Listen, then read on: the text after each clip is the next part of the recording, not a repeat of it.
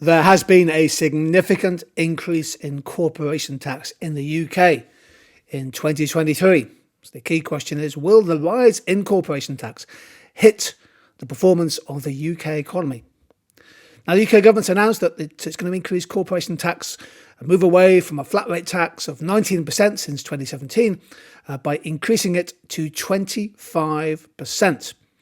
That's going to be the first rise in corporation tax for over 10 years. The government says that the increase is necessary to raise tax revenue to help fund public services, particularly in the wake of the pandemic.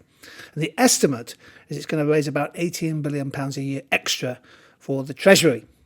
Corporation tax is forecast to raise £74 billion in 2023. It's actually the fourth biggest source of tax revenue for the UK government after income tax, national insurance contributions and VAT. So this rise from 19 to 25% is a big deal and an economic decision that you should definitely know about ahead of your exams. So what about some of the justifications, the benefits, the arguments for the rise in corporation tax from 19% to 25%? Maybe this is a moment to press the pause button on your video and maybe jot down your own ideas. Why might you justify increasing corporate taxes from 19% to 25%? Well, keep in mind, of course, that corporation tax is a tax on company profits. It's a tax on their income, a direct tax. One justification is that the government needs the extra money. It's going to lead to increased government revenue, about £18 billion a year. And that money could be used to help fund improved public services, basic public services, the NHS, social care, education and infrastructure. And of course, infrastructure does benefit businesses. So too does a healthy workforce and a well-educated workforce. So you can make the argument for saying that those revenues help fund the public services which ultimately benefit businesses based in the UK as well. As well as that, linked with, of course, the increased revenue can help bring down the fiscal deficit and the national debt. A second argument is that this is, although it looks like a big increase, it actually only applies to larger businesses making relatively high profit. So companies with profits under £50,000 continue to pay 19% corporation tax. The main rate applies to profits above £250,000 a year. Now, between 50,000 and 250,000, there is a kind of gradated or gradual step increase in corporation tax. The third argument, third justification, is that the government's been cutting taxes elsewhere.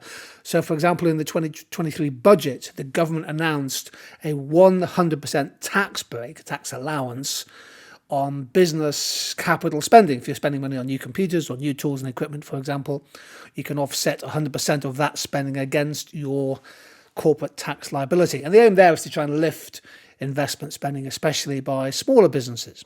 So the argument here is that, yes, corporation tax has gone up from 19 to 25%, but actually the government's increased the tax allowance, 100% tax allowance on capital spending.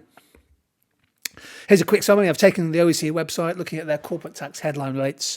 Now, some countries, the figures are a little bit different if you include different measures of corporation tax. But there's the new one for the UK, which takes us on a par with Spain and South Korea. One or two countries above, including France and Mexico, and countries such as Ireland, of course, and Poland have quite a little bit substantially lower corporation tax. What about the evaluation? How could you criticise, challenge and question the rise in corporation tax? Again, maybe this is a moment just to press the pause button on the video and think about maybe 2 or 3 examples yourself of the possible negative effects of raising corporation tax. So what do you think? Well, here's one argument. The rise to 25% is a big rise. It's a significant rise, and it might make the UK less attractive for inward foreign direct investment, FDI. So a car-making plant might decide to shift their production somewhere else, perhaps to a lower tax country. Technology companies might shift their production to a country with a relatively lower tax burden. A good example there would be Ireland, of course, with 12% corporate tax.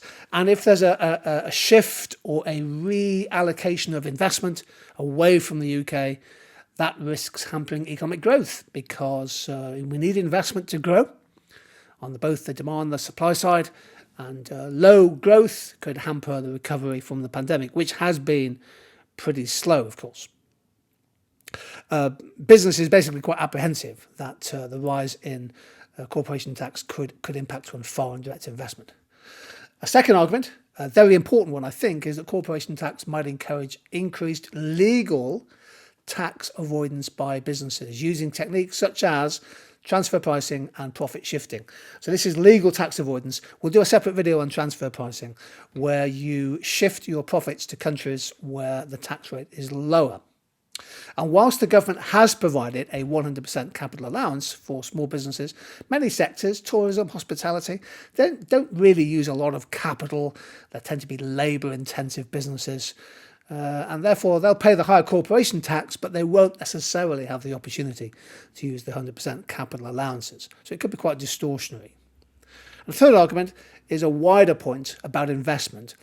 If corporation tax goes up for UK firms, not just inward investment from overseas, but for UK businesses, that reduces their post-tax profitability. It doesn't increase their costs, but it reduces their post-tax profitability. And overall, I suppose the cost of doing businesses, or the return to doing businesses, is hit. And that could cause a fall in planned investment and also perhaps a fall in R&D spending. You see, sometimes companies use the profits they make after distributing dividends to shareholders. They sometimes use the profits to fund research and development. So weaker investment clearly limits jobs and holds back productivity growth and export capacity. So in the theory, higher corporation tax might sow the seeds to invest and grow your capacity, leading to slower growth and ultimately, of course, lower tax revenues. So higher corporation tax means businesses may be unable to invest in R&D, and R&D and investment limits businesses' ability to innovate and export. The reality is that most businesses, 90% of businesses, will probably avoid this rise in corporation tax. It's probably only going to be paid by the leading sort of 10% of businesses in the UK that make the most profits. And Britain will still have one of the lowest levels of corporation tax overall in the G7 nations. And of course, investment is not just determined by the rate of corporation tax. Many factors: unit labour costs, business confidence, the overall state of the economy, the rate of inflation. Many factors drive investment. Business taxes should be seen perhaps in the round, not just corporation taxes, but national insurance contributions, tax allowances, environmental taxes and so on. It's not just corporation tax that drives business decisions. And you can make an argument for saying that ultimately, if businesses are profitable, they can afford to pay corporation tax. So we should focus instead on the profitability of businesses rather than narrowly focusing on the rate of tax on those profits. So maybe there's some evaluation points you might want to think about there. Either way, this big rise in corporation tax is a super important example of government fiscal policy that you should and need to be aware of in your exams. You'll be able to talk about this in your macro paper if you get a question on the UK economy. So hopefully this video has been quite useful. If it has, I'd love it if you press the like button to allow others to find it, and maybe hit the subscribe button as well for notifications on things of future UK economy videos. Stay happy, stay curious, stay healthy, and see you sometime soon.